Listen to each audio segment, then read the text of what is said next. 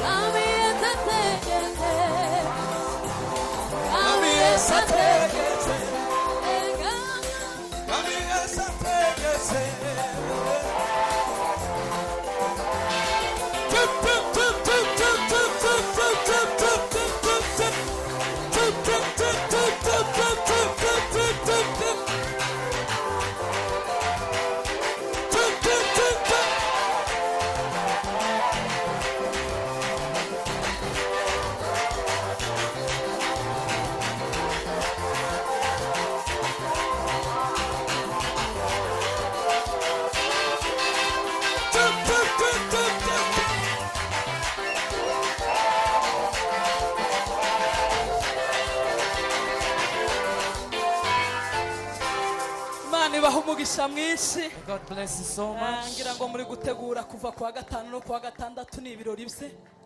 Ariko mu by'ukuri turishimye.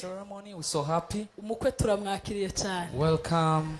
Turashima Imana ko byakunze bikemera cyane. Thank God that Debora n'abakristo ba Betami bamuranze. Uyu mukwe yayoboye muri quartier yiwacu kubaza abageni. Maga Imana iguha umugisha. Maga nazaranga abakobwa ba Betami neza. Umuranga mwiza uvuga abandi bana babandi neza. Talk about other. Banyuze mu rugo nanje ndavuga uko nshoboye. Ariko Magana ari we wabanje. Magana is a great matchmaker. Mubarange. Dufite abageni bateye ubwoba muri ritorero ko murabona We've got many brides here in the church. Abahungu mureke kureba imirari. Betami ifite abageni bateye ubwoba. You young men, Betami their brides. Turabishimiye cyane. We're so happy for Papa you. Turishimiye cyane n'inshuti yacu cyane.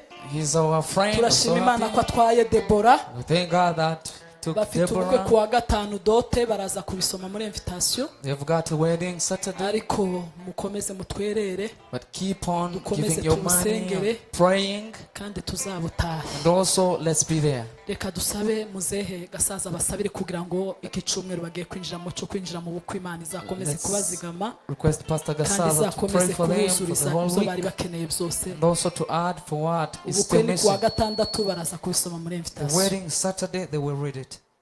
Mana mu izina rya Yesu Kristo umwami wacu turagushimiye kubw'igitondo ciza igitondo cy'umugisha igitondo abera bateraniye imbere y'amaso yawe ubundi turaza kumva ijambo ryawe reka durashimire mwami Imana yacu igikorwa cyiza cy'isezerano ubwo wasezeranaga yuko umuntu atagomba kuba wenyine uzamuhereza umufasha umuvandimwe mwami Imana yacu babonye abazabana uwo bazabana ubundi tukadusengeye mwami Imana uru rugendo bagiye gutangira muri iki cyumweru tugiye gutangira kizababera igitondo ciza cy'umugisha kuzageza kuri uriya munsi nyawo w'isezeranyo mu izina rya Yesu uzatanga umugisha kuri bose uzatanga uburyo n'ubushobozi n'ubutware kuzahagarara kuri uriya munsi twiziriwe twese uzatanga umugisha muri bose Mana ndagushimiye kuko umugisha ukomoka mu kuboko kwawe mu izina rya Kristo Yesu mukiza wacu tubisenze amen. Murakoze babaherekeza reka dusubize umuyobozi wa gahunda. Thank you so much. While they are going back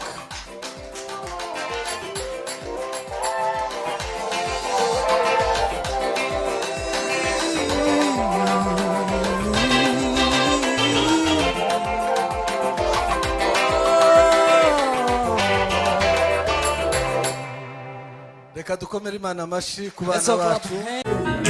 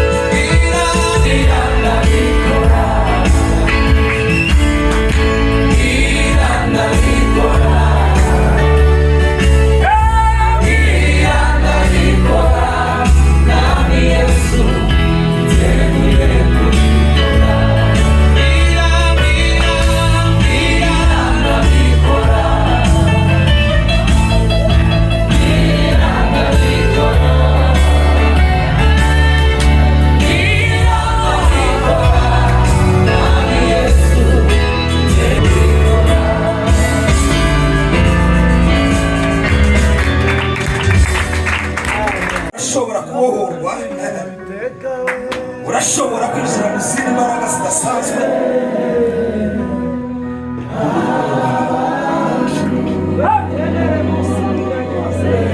Yesu